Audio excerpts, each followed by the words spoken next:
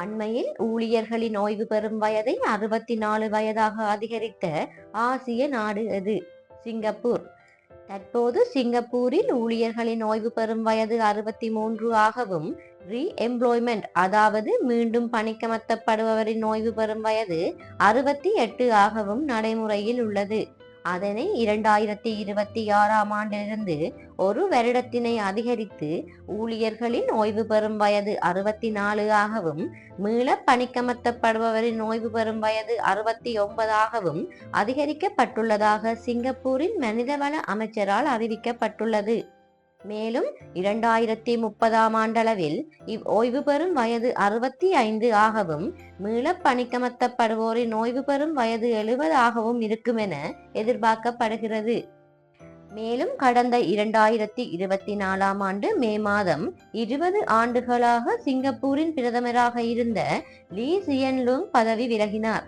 இது சிங்கப்பூரின் வரலாற்றில் 59 ஆண்டுகள் நீடித்த ஓர் அரசியல் சகாப்தத்தின் முடிவை குறிக்கிறது. 1965ஆம் ஆண்டு சிங்கப்பூர் சுதந்திரம் பெற்ற பின் சிங்கப்பூருக்கு இதுவரை 3 பிரதமர்கள் மட்டுமே இருந்துள்ளனர். லீ சியன் லூங் பதவி காலத்தில் சிங்கப்பூரின் பொருளாதாரம் பன்முகப்படுத்தப்பட்ட வளர்ச்சி அடைந்தது.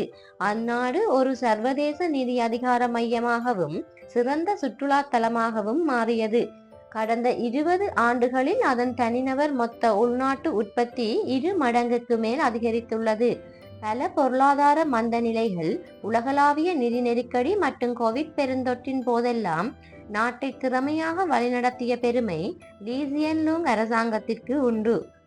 சிங்கப்பூரின் தற்போதைய பிரதமராக லாரன்ஸ் வோங் பதவியேற்றுள்ளார். இவர் சிங்கப்பூர் சுதந்திரமடைந்த பின்னரான 4வது பிரதமர் ஆவார். சிங்கப்பூரின் தற்போதைய அதிபர் தமிழ் வம்சாவளியைச் சேர்ந்த தர்மன் சண்முகரத்னம் ஆவார். இவர் சிங்கப்பூரின் 9வது அதிபர் என்பது குறிப்பிடத்தக்கது. 2024ஆம் ஆண்டு ஜூன் மாதம் வரி உயர்வை கண்டித்து மக்கள் போராட்டம் முன்னெடுக்கப்பட்ட ஆப்பிரிக்க நாடு எது? கென்யா. மற்றைய ஆப்பிரிக்க நாடுகளை ஒப்பிடும்போது வரி குறைவாக இருப்பதாக கூறி கென்யாவில் வரிகளை அதிகரிக்க கென்யா அதிபர் வில்லியம் ரூடோ தலைமையில் திட்டமிடப்பட்டு பாராளுமன்றத்தில் சமர்ப்பிக்கப்பட்ட வரி அதிகரிப்பு சட்ட மூலத்தை மீளப் பெறக் கோரி கென்யா தலைநகர் நைரோபியில் மாபெரும் மக்கள் போராட்டம் முன்னெடுக்கப்பட்டது. இம்மக்கள் போராட்டத்தை தடுக்க அந்நாட்டு அரசு எடுத்த நடவடிக்கையில் இதுவரை 30க்கும் மேற்பட்ட உயிரிழப்புகள் மற்றும் பொருட்சேதங்களும் ஏற்பட்டுள்ளதோடு போராட்டக்காரர்களால் பாராளுமன்றத்தின் ஒரு பகுதி தீக்கிரையாக்கப்பட்டதும் குறிப்பிடத்தக்கது.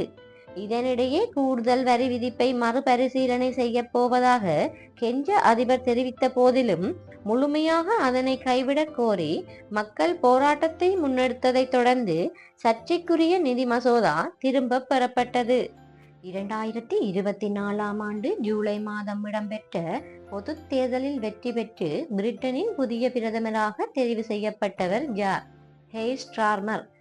பிரிட்டன் தேர்தலில் 14 ஆண்டுகளாக ஆட்சியில் இருந்த கன்சர்வேட்டிவ் கட்சியை தோற்கடித்து தொழிலாளர் கட்சி பெரும்பான்மை பெற்றதை அடுத்து அந்த கட்சியின் தலைவர் கெய்ர் ஸ்டார்மர் பிரிட்டன் பிரதமராக பதவியேற்றுள்ளார். இவர் அரசியலுக்கு வருவதற்கு முன்னதாக மனித உரிமைகளை பாதுகாக்கும் வழக்கறிஞராக இருந்தமை குறிப்பிடத்தக்கது. டோனி பிளேயர் பிரிட்டன் பிரதமராக இருந்தபோது பிரிட்டன் அரசு ஈராக் மீது படையெடுத்த நிலையில் அதை மிக கடுமையாக எதிர்த்தவர் இந்த கெய்ர் ஸ்டார்மர் ஆவார். மேலும் பிரிட்டனில் மன்னர் சார்ல்ஸ் ஆட்சி காலத்தில் பிரதமராக பதவியேற்ற 3வது நபர் கெய்ர் ஸ்டார்மர் என்பது குறிப்பிடத்தக்கது. 2024ஆம் ஆண்டிற்கான உலகின் சிறந்த விமான நிலையங்கள் பட்டியலில் முதல் இடம்பெற்ற விமான நிலையம் எது? ஹமாத் விமான நிலையம். உலகளாவிய தரவரிசை நிறுவனமான ஸ்கைட்ராக்ஸ் கட்டார் நாட்டினுடைய தலைநகர் டோஹாவில் உள்ள ஹமாத் சர்வதேச விமான நிலையத்தை உலகின் சிறந்த விமான நிலையமாக தேர்வு செய்துள்ளது. 12 தடவைகள் சிறந்த விமான நிலையம் என தெரிவு செய்யப்பட்ட சிங்கப்பூரின் ஷாங்கி விமான நிலையம் 2ஆம் இடத்தையும் தென்கொரியாவின் இன்ச்சியான் விமான நிலையம் 3ஆம் இடத்தையும் பெற்றுக்கொண்டுள்ளன. 2023ஆம் ஆண்டுக்கான சிறந்த விமான நிலையங்கள் பட்டியலில் சிங்கப்பூரின் ஷாங்கி விமான நிலையம் முதலாம் இடத்தையும் கட்டார் டோஹாவின் ஹமாஸ் சர்வதேச விமான நிலையம் 2ஆம் இடத்தையும் பெற்றமை குறிப்பிடத்தக்கது. 2024ஆம் ஆண்டு ஜூலை மாதம் உலகில் விமான போக்குவரத்தில் பாதிப்பினை ஏற்படுத்திய தகவல் தொழில்நுட்ப செயலிழப்பிற்கு பொறுப்பேற்ற நிறுவனம் அது. CrowdStrike. சைபர் செக்யூரிட்டி நிறுவனமான கிரவுட் ஸ்ட்ரைக் மைக்ரோசாஃப்ட் விண்டோஸில் செயற்படும் கணனி உள்ளிட்ட கருவிகளில் வைரஸ் தொற்று ஏற்படுவதை தடுக்க உருவாக்கப்பட்ட ஃபால்கன் ஆன்டிவைரஸ் சாஃப்ட்வேரினை புதுப்பித்த போது இந்த செயலிழப்பு நிகழ்ந்ததாக தெரிவித்துள்ளது. அமெரிக்க நிறுவனமான கிரவுட் ஸ்ட்ரைக் 2014ஆம் ஆண்டில் சோனி பிக்சர்ஸ் நிறுவனத்தின் மீது நிகழ்த்தப்பட்ட சைபர் தாக்குதலை சரி செய்தமை குறிப்பிடத்தக்கது. மேலும் இத்தகவல் தொழில்நுட்ப செயலிழப்பு காரணமாக அமெரிக்கா, ஆஸ்திரேலியா, பிரிட்டன், இந்தியா, நேபாளம் உள்ளிட்ட நாடுகளின் விமான நிலையங்களின் சேவைகள் பாதிக்கப்பட்டிருந்தன. அத்துடன் இத்தகவல் தொழில்நுட்ப செயலிழப்பு காரணமாக விமான சேவைகள் மாத்திரமன்றி பண பரிவர்த்தனை சேவைகள் மற்றும் மருத்துவ சேவைகள் போன்றவையும் இஸ்ரேல், பிரிட்டன் உள்ளிட்ட நாடுகளில் பாதிப்புக்குள்ளாகியமை குறிப்பிடத்தக்கது. தொடர்ந்து இணைந்திடுங்கள். மேலும் புதிய தகவல்களுக்காய். நன்றி.